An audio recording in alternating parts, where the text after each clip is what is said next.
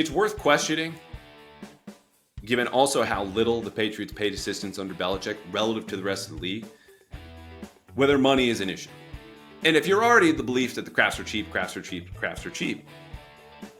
the cheapest team as far as cash spending the last 10 years, according to ESPN, when it comes to building a roster, fine. But this is going to be a real problem for Jerod Mayo if being cheap continues to extend to the coaching staff. Because the Patriots don't get a discount anymore. They don't get a discount because of winning or experience working under Belichick or working with Tom Brady. They have to pay a tax. And they should have to pay a tax going higher than other teams with these assistants who, again, Jerod Mayo's been on the job for almost 2 weeks, more than 2 weeks. Still doesn't have a single coordinator. Hasn't even hired a new assistant coach.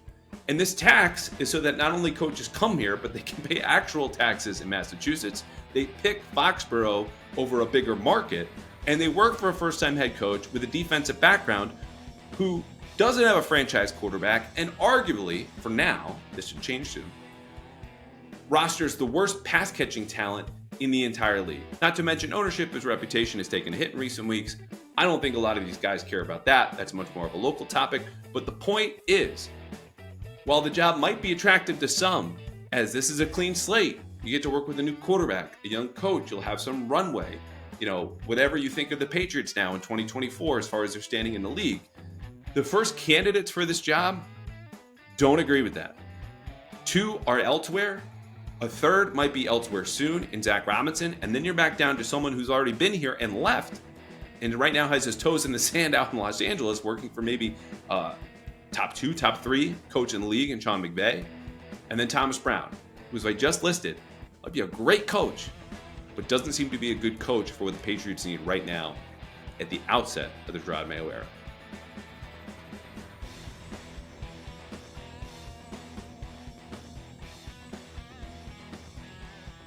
All right, a happy Friday to you and yours from us at the Pat's Interference Podcast, brought to you by, you guessed it, FanDuel, the exclusive wagering partner of the CLNS Media Network. Short episode today, which longtime listeners know is just a fat lie. It's self-jinx here. Just me, and here's the reason why. It is midday Friday. Jerod Mayo has been on the job for 2 weeks, more than 2 weeks now, and he still does not have any coordinator. Several candidates have taken other jobs. We will get to those in a minute. Patriots have satisfied the Rooney Rule for all 3 coordinator jobs, and yet nothing's happened. They still don't have a GM. They might hire someone as we record here today, but as we get close to the end of the week, I want to get a new episode out, update you on my thoughts on that, what we've heard, what we've learned, and some takeaways, of course, on some other topics, including Bill Belichick, the Patriots front office, and their newest offensive coordinator hire, which I can't confirm, is Thomas Brown, the Panthers offensive coordinator, who probably will be working elsewhere because the Panthers just hired a new head coach yesterday. But he has met, and he was candidate number 5 for the Patriots. So before we get to all of that and the 4 takeaways, one announcement, 2 requests, an announcement. And this is for you. It's for you because you're listening to the podcast, but this might directly affect and involve you because as we move forward here in the coming weeks and months, it'll take some time to get away next month and sit and think, okay, what do we want to do differently? What do we want to do better? The number one way to do that is to bring you in. And I think what we are going to do is not only just elevate, the mailbag segment, which we do most episodes, but let's be honest, the reader/listener mailbag is about as old as a physical mailbag itself. Okay, so let's spice this up. How can we do that? My initial thought is to have a 2-minute drill where, pending some, logistics, because this will be more work, a little bit for me, but more so on the producing side, we select a listener on most episodes to come on and talk for 2 minutes. You get questions or takes, whatever you want to get off your chest. You and I go back and forth, and we introduce that every episode. How we choose the listener, I don't know, but that's what I mean by involving you more, okay? So we'll spice that up. I'll have details a little bit later on. Maybe they're pre-recorded voicemails, as I know some show does. But we're going to change things up here on Pat's Interference going on. And I can't believe this. Year 3 once we get to draft season. So, again, whether it's a 2-minute drill or you leave a message, you are going to be more involved than these mailbags we've done, which will probably continue in a way that, hey, you might even be on the show like you would be calling into a talk radio segment, which, again, I think is a little lazy for talk radio. So you can make the same criticism here, but I think it's a little bit more fun than me just reading your name, your question, and then giving you an answer. So stay tuned for more on that.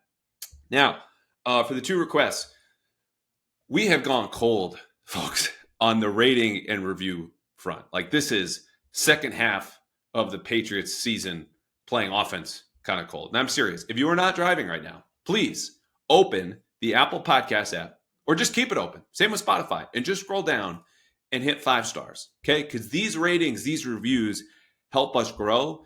And we need to grow as we get into what will continue to be some of the most critical weeks and months for the future of the Patriots franchise. And I'm talking 5, 10 years. So as far as the reviews go, I'll take all the good with the bad, baby. Because the thing is, I just want to get better. However we grow, whether that's through the ratings or not, we take that feedback and use it to improve. And it doesn't mean everything's going to be incorporated, because then I just surrendered control of the show over to someone else who's not running it. But I want to know what you like, what you love, what you don't love. And the best way for you to let me know is to rate and review on Apple and Spotify. So again, please do that. Request number 2. And again, we're getting to football here really quickly. I want to reiterate what I asked of you last episode, and that is to support my friend, my colleague, Doug Kyde, who you surely know by now lost his 2-year-old daughter to a long-time battle with leukemia. And what I requested of you then is to either donate blood or platelets to a nearby hospital, or email him, write him, DM him. Not now, but next week or the week after. Because Doug has said that support for their family's GoFundMe, which has absolutely exploded. It's been tremendous to see the support, and kind messages would help him best get through this. The wake is today. I will be going to that wake here in a few hours. But if you can reach out to him at dkyed, that's DKYED, at bostonherald.com, he would love to hear from you. I've made my feelings known about Doug personally and professionally here on TV, on Twitter, and elsewhere. But these kind messages, when this initial rush and outpouring of support is going to end soon, if you can schedule that, which you can do if you have a Gmail account, maybe Outlook too, I don't know, would mean so much to me. And I know, having spoken with him, a lot to him, anything about him personally or his coverage or his appearances on here or other podcasts, please let him know. Again, that's DKYED at bostonherald.com. You can write it now. Schedule it to go out next week or the week after that. Let him know you are thinking of him. It would mean the world to me. Okay, on to the Patriots. Takeaway number 1. Bill Belichick may never be a head coach again. And there is absolutely a small part of me, I'd say a big part of me, that can't believe I'm saying that, because he's been a fixture in my work life the last 6 years. He's been a fixture, or he was a fixture in my life as a fan for a long time. He is the greatest of all time. And there's no question about it. But I talked to someone who was a longtime staffer in New England just yesterday over the phone, and they raised that on their own when I was just trying to gauge their reaction for, like, so Atlanta went with Raheem Morris, huh? And there's a longstanding relationship there in background, which is the stuff you learn when you just pick up the phone and say, hey, what do you think? But they had raised that idea to me. Joe Banner, former CEO of the Eagles and the Browns, tweeted that out. Others have raised this idea that Bill Belichick's tenure might have ended with that loss to the Jets in the snow earlier this month. So it's not a unique idea. But when you consider his age, turning 72 in April, his recent run, 29-38 over the last 4 years, no playoff wins in the last 5 years, and his possible insistence on keeping roster control, though I heard, and this is not to be aggregated, I can't confirm it, but I like to pass along stuff on the podcast to you, that he was open to working with Falcons GM Terry Fontenot.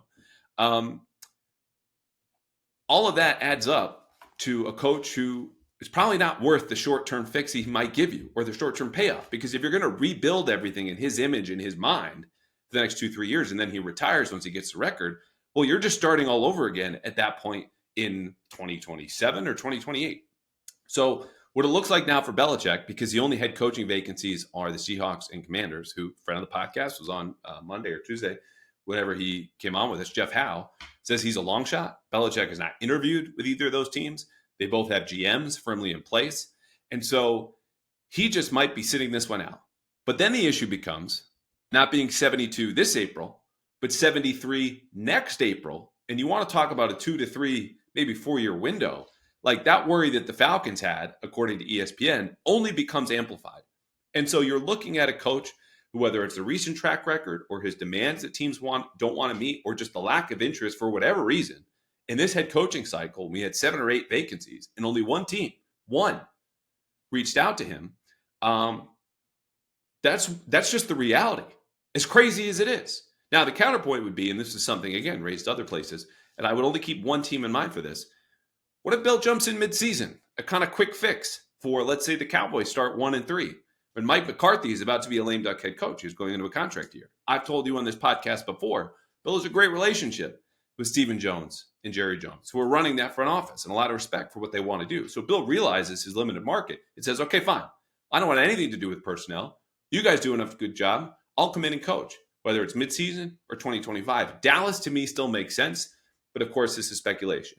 Now, if Bill wants to take a year off, whether that's as a consultant or joining in media, he will be tremendous at either one of those. Like, when he wants to turn it on, he is as good as any coach in a press conference, believe it or not, or in the media setting. We saw it on College Game Day. Okay, College Game Day, a show dedicated to a sport he's not involved with, obviously a lot of affinity for Navy and Navy football and what that's meant to him as a person and obviously as a coach and his dad and yada, yada. Puts on a helmet, man. He incorporated a lesson while adopting Lee Corso's gimmick, the longest, best-standing gimmick in sports TV, at the end of that show to make his pick. That's how good he could be in whatever he wants to do. But it looks like his options aren't really about what he wants to do. It's how much other people want him. And right now, no one in the NFL wants him to be their head coach, which is going to force him to sit here out. And it's sad to see. Again, the greatest coach of all time, for now, ending his tenure with a frozen loss to the Jets, now being frozen out in the coaching search. But this could help the Patriots defensive staff in the short and long term and their front office while hurting their offensive coordinator search, which we'll turn to now. Number 2 takeaway. The offensive coordinator search is officially troubling. And look, if you are someone who subscribes to the Church of 2 to 6 Talk Radio at 98.5 The Sports Hub, you're probably freaking out already. I do not. And I would say this because, well, first of all, let me backtrack. I've said previously in this podcast that, Bill O'Brien, until otherwise noted, same as Jerod Mayo as a head coach, Bill O'Brien should be considered the favorite for the offensive coordinator job. And my understanding was that ownership wanted to keep him on. He was under contract. Everyone understood the lack of talent available to him as they fell apart and averaged 12.9 offensive points per game last year. But he was not going to be the first choice here for Jerod Mayo. He was going to be part of a search. And Bill O'Brien said, you know what? I'm out of here. Lateral move. Went off to Ohio State. So I own that. That was a miss. Something changed, as I understand it, in the last couple of weeks. Doesn't make me any less wrong, but here we are. More recently, I raised Josh McDaniels' return as a possibility. Not saying he's the favorite, but looking at the resumes of him and the 2 other known candidates at that time. This was in the paper yesterday, Thursday, and on TV Wednesday night. Those other candidates being Nick Caley, Zach Robinson. And against Josh McDaniels, you're going, well, of course McDaniels is the best candidate here, right? He's the only one who's been an offensive coordinator. He has more years in NFL coaching than Caley and Robinson combined. And perhaps most importantly, he's developed young quarterbacks before, okay? Now, I've since gotten some small pushback on that from people inside the league and familiar with Josh's thinking. We're like, I'm not really sure he wants to do that. Now, Josh also doesn't have many options. I think if he was open to just becoming a quarterback's coach, and there should be some openings here, whether it's in Cincinnati or Houston if Bobby Slowick moves on, or forgive me, I think it's Jerrod Johnson is their quarterback's coach in Houston who could get an offensive coordinator job. He might be able to pick that. But this is also someone who has a young family, who likes it here in New England, and might be open to an assistant head coach role. Now, do the Patriots meet him halfway on that, given Josh is also kind of a Belichick loyalist? I don't know. Does Jerrod want to completely throw everything out about the Belichick coaching staff and the dynamic that developed there over the last few years? Most glaringly, as far as, the rumors and the backstabbing and the friction, which I've reported on over the last couple of years, who knows? But I would just say, as far as his resume goes, when you're reading tea leaves, I would consider McDaniels. Talked about this with Jeff Howe, who said he would probably jump to the top of the list. Bottom line, no more predictions. But again, I will say this, it's increasingly troubling. And again, if you told me this Wednesday or Thursday, I'd say, did you expect this search to end in 3 or 4 days? What job search does end in 3 or 4 days, aside from the guy who just takes over dad's company whenever dad wants to retire? But here's what we know about all of the candidates on day 5 officially, since Mayo waited until Monday to interview anybody.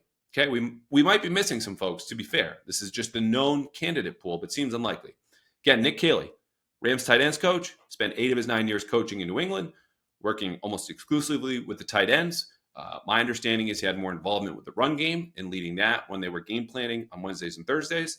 But he's been passed over twice by Belichick for the offensive coordinator job, unofficially in 2022, very officially last year for O'Brien. Rams quarterbacks coach, passing game coordinator, ex-PFF analyst, and apparent wet dream for every Patriots fan and reporter right now, Zach Robinson. He is now the top candidate, according to multiple reports, to join Raheem Morris in Atlanta as his offensive coordinator. And given those guys just worked under the same staff and under Sean McVay, does that make sense to you as to why that guy would want to jump ship and be aligned philosophically and possibly get a little bit more money? Hard to see him coming to New England with a completely unfamiliar staff and setup as opposed to just going with Raheem to Atlanta, but that's just me. Then Seahawks offensive coordinator, Shane Waldron. He is now with the Bears, being their offensive coordinator. Ex-Bengals quarterbacks coach Dan Pitcher, working as the Bengals offensive coordinator. And then, as I mentioned, we have Thomas Brown. Now, granted, I think Waldron and Pitcher were long shots, but when you consider all of those 4 candidates plus Thomas Brown, what you have now here are 5 guys with ties to the McVay tree. Pitcher is the only one who didn't work under McVay, but he coached the McVay-like system in Cincinnati, so it's worth lumping him in there. Clearly, there's a type here for Jerod Mayo. I asked Jeff Howe and agreed with Jeff at the time that, okay, is it too early to say, Jerod is a type here? He said yes, but only because if McDaniels or Belichick doesn't get the job in Atlanta, McDaniels probably jumps to the top of the list. I go, okay, that makes sense. Too many names now. And not an official interview yet with Josh, so I would not forget about, but let's move on to Thomas Brown, because this is someone that we have not talked about yet. No one has talked about yet until Jonathan Jones reported this morning from CBS that he had interviewed. Again, can confirm sometime this week. Thomas Brown, 37-year-old coach. He is an ex-player. He fits the profile of a lot of these interviews Jerod has conducted. Younger coach, brings good energy, would create a more diverse staff. There's a lot to like about a lot of that. The problem for me with Brown is that even as someone who's been an offensive coordinator, which was his first and only year in Carolina last season, and at the University of Miami from 2016 to 2018, he's coached running backs for 9 of his 12 years in coaching. No experience coaching or developing quarterbacks. He has 1 year as a tight ends coach, which again, you're involved in every part of the offense when you're working with those guys. Passing game, running game, pass protection schemes, run blocking, okay? Now, in about half of those years, he also had another title. I mentioned the OC job at Miami. He was, also the running backs coach down there. He's been an assistant head coach under Sean McVay with the Rams, where he was from 2020 to 2022. And he drew rave reviews from McVay and players in Los Angeles. This is all good stuff. But last year in Carolina was a disaster. And it's not all his fault. There were a lot of issues down in Carolina, talent, coaching staff. You want to talk about friction front office to the staff and everything going on in the locker room. But the Patriots need someone who fit the profile of a Waldron or a Pitcher and maybe a Zach Robinson, who's only been in the league 5 years, but everyone seems to love in a way that he's been here for 50 and invented maybe at least part of offensive football. Robinson doesn't fit that. He does have experience as an offensive coordinator. It's not great. He was one of the hottest candidates a year ago, but things have changed. And given the state of this offense and what the Patriots need specifically from a fit standpoint, I don't really see it. Now, when you zoom out, and you don't have to go in on Caley or Brown or Waldron or Pitcher or any of these guys, it's worth questioning, given also how little the Patriots paid assistants under Belichick relative to the rest of the league, whether money is an issue. And if you're already in the belief that the Crafts are cheap,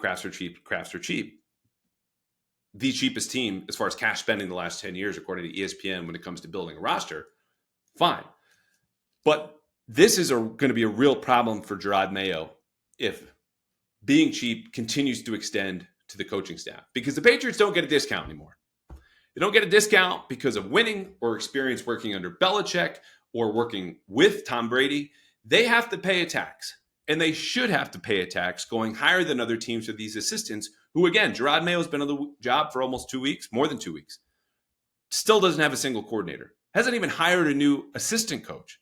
And this tax is so that not only coaches come here, but they can pay actual taxes in Massachusetts. They pick Foxboro over a bigger market, and they work for a first-time head coach with a defensive background who doesn't have a franchise quarterback, and arguably, for now, this should change soon, rosters the worst pass-catching talent in the entire league. Not to mention ownership, his reputation has taken a hit in recent weeks. I don't think a lot of these guys care about that. That's much more of a local topic. But the point is, while the job might be attractive to some, as this is a clean slate, you get to work with a new quarterback, a young coach, you'll have some runway. Whatever you think of the Patriots now in 2024 as far as their standing in the league, the first candidates for this job don't agree with that. 2 are elsewhere. A third might be elsewhere soon in Zach Robinson. And then you're back down to someone who's already been here and left and right now has his toes in the sand out in Los Angeles working for maybe top 2, top 3 coach in the league in Sean McVay. And then Thomas Brown, who's I just listed, might be a great coach, but doesn't seem to be a good coach for what the Patriots need right now at the outset of the Jerod Mayo era. All right, at long last, the Patriots season is over, but the NFL playoffs are just getting underway, which is a good time to remind you there is still time to get in on the action with FanDuel, America's #1 sportsbook. Right now, new customers get $150 in bonus bets guaranteed when you place a $5 bet. That's $150, 150 in bonus bets, win or lose. The app is incredibly easy to use. I do this watching the Celtics spice things up, second quarter in Charlotte. $5 on Tatum to hit more threes in the second half. And there are so many different ways to bet, like that or live same-game parlays, new bets in the new Explore tab. You can make a parlay in the Parlay Hub, and lots more. So visit FanDuel.com/Boston and make your first bet a layup. FanDuel, the official partner of the NFL. All right, some positivity. Let's get some juice in here. Number 3, DeMarcus Covington. Defensive staff. To me, look, I've had some Twitter notifications. Let's make sure we're not missing anything right now. Okay. Hey, Zach Robinson's interviewing for the Bucs offensive coordinator job. So, okay, more competition for the Patriots, but nothing on the defensive staff. However, I would not be surprised if this is over as soon as I finish recording, because as I wrote on Thursday and have said previously, all signs continue to point to DeMarcus Covington being the Patriots' next defensive coordinator. Again, there's a difference between this is happening and signs pointing to something. But the case for Covington is simple, and it starts here. He's a really good football coach, okay? He's coached defensive linemen and linebackers over the last 5 years in New England. He interviewed for the Cardinals' defensive coordinator job last year and impressed, as Jonathan Gannon told me at the Combine last year. He worked as a defensive coordinator at the Senior Bowl last year as well on Bill Belichick's recommendation. And when Jim Nagy, the executive director of the Senior Bowl, came calling to the front office and coaching staff here in New England, everyone gave him rave reviews. You could also look at the development of Christian Barmore, how good Devon Godchaux has been. Like, that defensive line was the most consistent, best performing group of anyone on the defense last year, which outperformed expectations, partly because of coaches like Covington, well regarded for his X's and O's, command of the room, all that stuff. That's the starting point, okay? He's a damn good coach. Secondarily, he's already here. That's huge for Jerod Mayo, who played in this system, coached this system, led the meetings for this defense in this system. Should want to work with someone who's on the same page already and he can just hand the keys to, and certainly have input as a head coach, as Bill Belichick did. But he doesn't have to explain anything to and has complete trust in. They also share an agent, which is a small detail, often overlooked in this process. So I don't know personally what the Patriots are waiting for, unless I'm completely off on this. And look, I've been wrong before. I'll be wrong again. This is not hard reporting. This is my reading in the situation and having conversations and what's been relayed to me. And so when I leaned into more of that stuff as we do content and takes, you're going to be wrong, okay? But when I look at Covington, it's not only that he could be the coordinator, it's that if they make that hire later today, tomorrow, Sunday, next week, you could also have the rest of the staff fall in line. And it's this simple. Defensive line, Keith Jones. He's an assistant who came in last year from Arkansas through the Bill Walsh Diversity Fellowship Program. He could step in. Or Tem Lukabu, Patriots' first interview for their defensive coordinator job, who's mostly worked with linebackers. He was outside linebackers coach last year in Carolina, Boston College defensive coordinator before that. He worked with defensive linemen at FIU in 2015. FIU, obviously, very different than the New England Patriots. In 2015, obviously, a very different time in 2024. But he is the most experienced candidate, someone who could probably take that and maybe a run game coordinator role and run with it. Linebackers. Hey, Steve Belichick. Doesn't look like you're going to Atlanta anytime soon. You want to come back? who want to take over there, or Michael Hodges from the Saints, who interviewed for the coordinator job, or Lukabu. Safeties. Hey, Brian Belichick, you're not going to Atlanta anytime soon. Why don't you come back? And Brian, like Steve, has young kids. His wife just had a baby. I would not be surprised for reasons unrelated to football that either of those guys would have wanted to stay had Belichick, meaning Bill, got the Atlanta job. So maybe he keeps his same job. They both have offers to stay. Or Christian Parker, defensive backs coach, 32 from the Broncos, well regarded. Worked with Patrick Surtain, who was an all-pro in his second season. Granted, top 10 pick as well, but Parker had a hand in that. Justin Simmons, Pro Bowl safety. And cornerbacks could be Parker or Mike Pellegrino, who has been described as a Belichick loyalist. And there's, again, was certain schisms within the coaching staff last year. Maybe Jerod wants all of that out the window and a clean slate for everybody. But the point is here, there are options. And if they make a decision or reach an agreement with Covington as a defensive coordinator, I would not be surprised if everything fell into place below him because of the names I just listed, how Jerod conducted this coaching staff search as far as the defensive coordinator job, like Belichick did a year ago, interviewing Adrian Clem officially for the coordinator job, but was really, hey, would you come work here for the O-line job? And then weeks later, hiring him as a position coach. Could happen to Hodges, could happen to Lukabu, could happen to Parker, okay? The only thing is, and this goes back to money, is you would have to lure them with an improved title from their current roles for Hodges, linebackers coach in New Orleans, defensive backs for Parker in Denver, pass game coordinator, run game coordinator, and a raise. Because again, there's a tax now to come here. Jerod is a compelling coach. He's a great coach. This is a good opportunity. There are only so many jobs in the NFL. But those guys already have jobs. They're doing pretty well. They're interviewing, as people now know, for defensive coordinator jobs in their 30s. They're going to be fine. They're not rushing into anything unless you give them a reason to.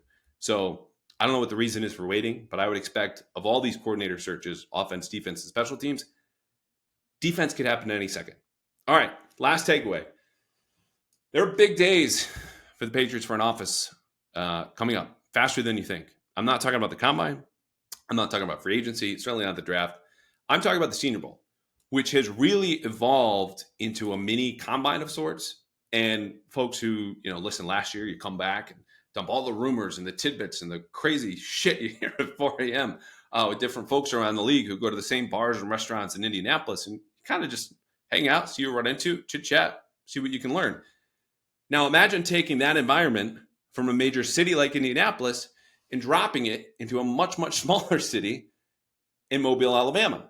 Because there are GMs at the Senior Bowl. There are coaches at the Senior Bowl, head coaches, assistants. There are scouts, executives, all together, gossiping, trying to make hires. Bill Belichick hired Jed Fish in Mobile 4 years ago as his quarterbacks coach. That happened.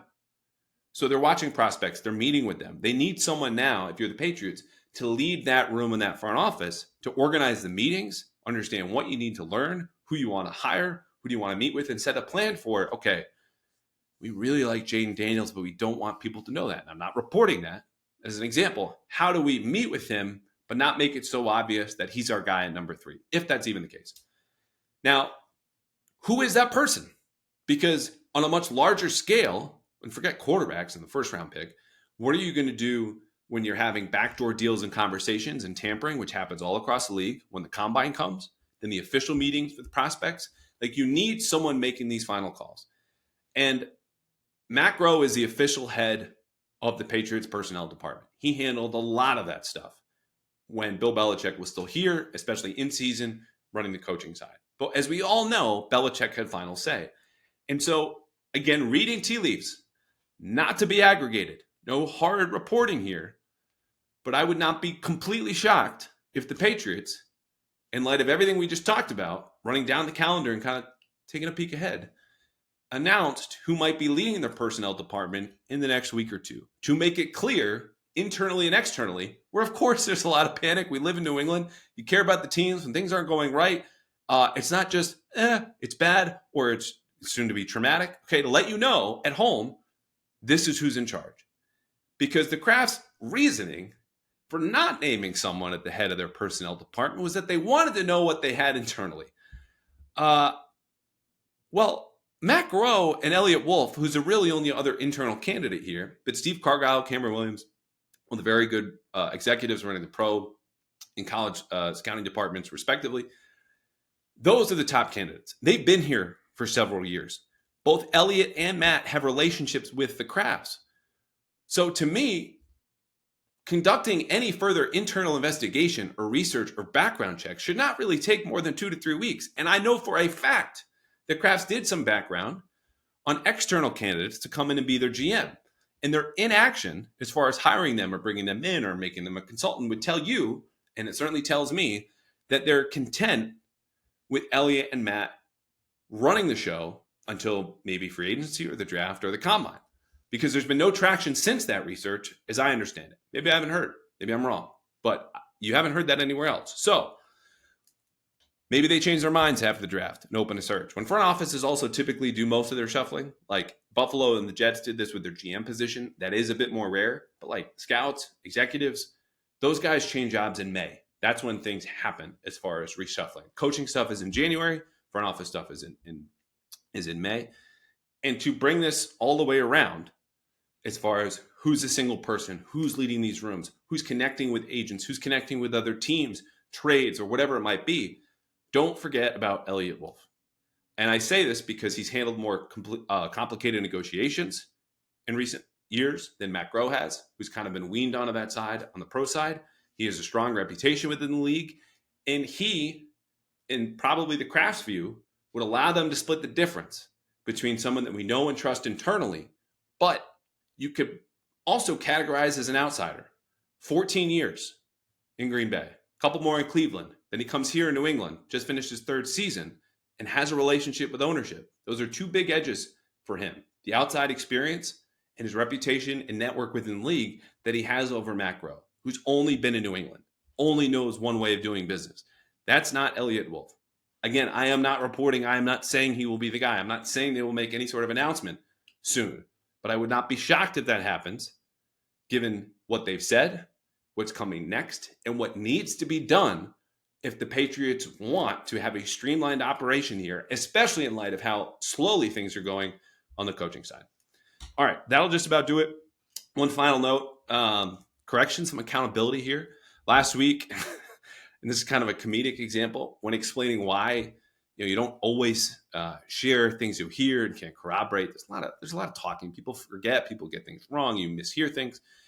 I answered a question about Cole Strange and where things were. This was to Gary, longtime listener, and he's concerned. He's like, Cole Strange gets hurt and we don't hear anything. And Mike Reese is saying he's on a rehabilitation track. First of all, that is true. It almost always is when Mike says anything. I would trust Mike Reese as my weatherman, even if he never went to meteorology school. But the point is, I screwed up with that preface of saying, I don't always say stuff because you might get it wrong. I got it wrong. I mistook Cole Strange's injury, which is a knee injury, not a foot, as I said, for being a foot injury. That was someone else who I'm not going to share because, again, this is the trouble you run into on the reporting side. And I will be better moving forward. And that is just a note for you to tuck in the back of your head when, at least here in this space, in this podcast, I will tell you when it's something I've just heard. I will also tell you when something is hard reporting, and there's a major difference. And when folks do the hard reporting from multiple sources to confirm, not just running with a rumor, that's true. That is what you can run with. But I made a mistake. I want to own up to it. And what better way to sell you than tell us what you would like more or less of and give us a 5-star review on Apple and iTunes by announcing how he screwed up at the very end. But this is it. As far as I can tell now, as we finish up at 12:13, the Patriots still have done nothing. But this is where things stand. I will be back 2 times next week. I am not going to the Senior Bowl, but we will hear from friend of the podcast, Mike Giardi, when he comes back, what he's heard, what he's seen. It's a big, big week, especially if you miss the fact that it's not just seniors going to the Senior Bowl now. All top prospects are invited, and many of them, including quarterbacks, have accepted those invites. So, big week coming next week. And please reach out to Doug. DKYED. Email him next week, the week after, whatever he's meant to you. Let him know. Thank you.